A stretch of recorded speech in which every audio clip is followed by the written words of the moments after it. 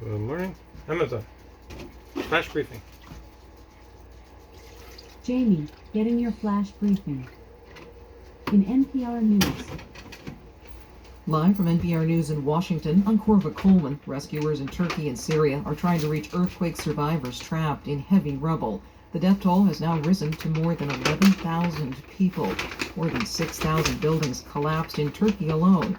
There aren't enough rescue teams to free people who are trapped underneath immense piles of concrete rubble. Ukrainian President Volodymyr Zelensky is in London addressing British lawmakers. Zelensky and other Ukrainian officials have been asking the West to supply them with fighter jets.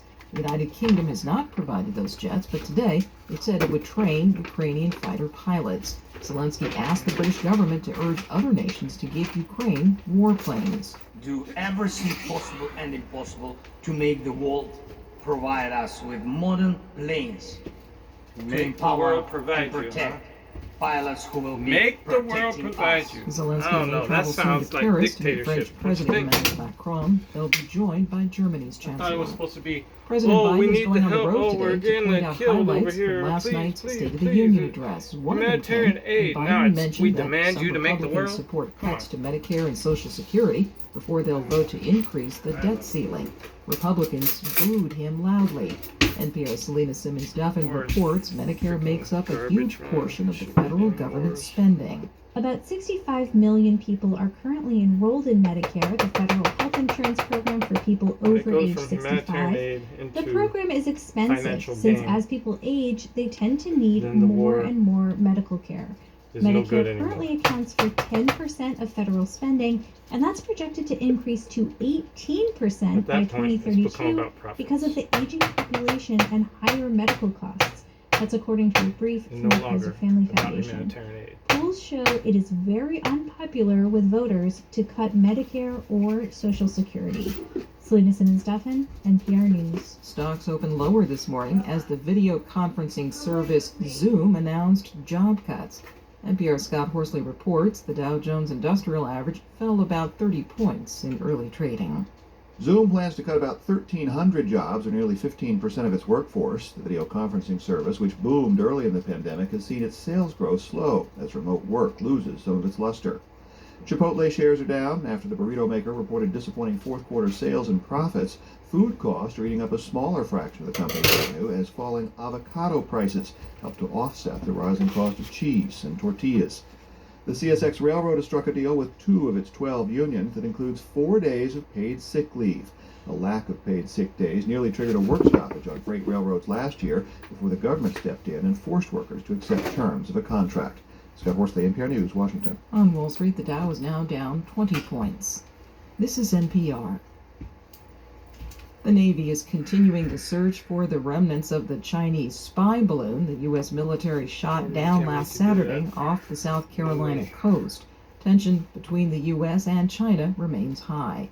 The Pentagon says China has declined a secure call between Defense Secretary Lloyd Austin and his Chinese counterpart. The oldest orchestra in the United States, the New York Philharmonic, has announced that Venezuelan-born conductor Gustavo Dudamel will become its new music director.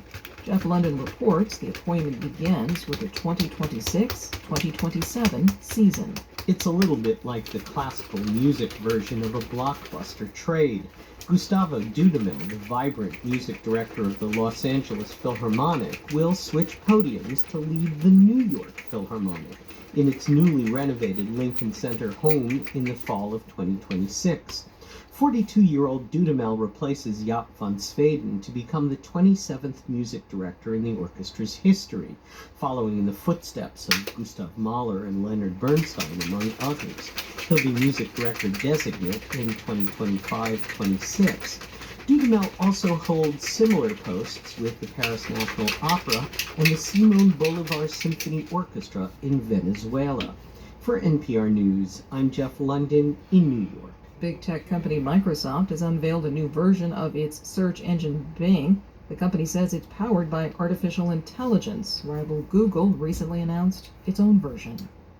I'm Corva Coleman, NPR News. What's happening with NPR podcasts? More neighborhoods, more identities, and more perspectives. Amazon. More of the world that Skip. In NASA news, NASA has awarded the Simulation and Software Technology 3 contract to Casey Federal of Chantilly, Virginia, to provide simulation and software technology support and related services for the agency's Johnson Space Center in Houston. Students from Dr. Martin Luther King Jr. School Number 9 in Rochester, New York, will have an opportunity this week to hear from a NASA astronaut aboard the International Space Station. The Aerospace Safety Advisory Panel, ASAP, an advisory committee that reports to NASA and Congress, issued its 2022 annual report Tuesday, February 7, 2023, examining the agency's safety performance, accomplishments, and challenges over the past year. NASA will provide live coverage of the launch and docking of a Roscosmos cargo spacecraft carrying about 3 tons of food, fuel, and supplies for the Expedition 68 crew aboard the International Space Station. Media accreditation is open for SpaceX's 27th commercial resupply mission for NASA to the International Space Station. Liftoff of the SpaceX Dragon cargo spacecraft on a Falcon 9 rocket is targeted for no earlier than Friday, March 10th, from Launch Complex 39A at NASA's Kennedy Space Center in Florida. In weather. Currently, in Seattle, it's 40 degrees Fahrenheit with mostly sunny skies. Today, you can expect lots of clouds, with a high of 48 degrees and a low of 40 degrees. Okay, Amazon. From NASA. Off. NASA has awarded Amazon. the simulation. Off. Amazon. Tell us a joke. What do you call a dinosaur who's the life of the party? Dynamite!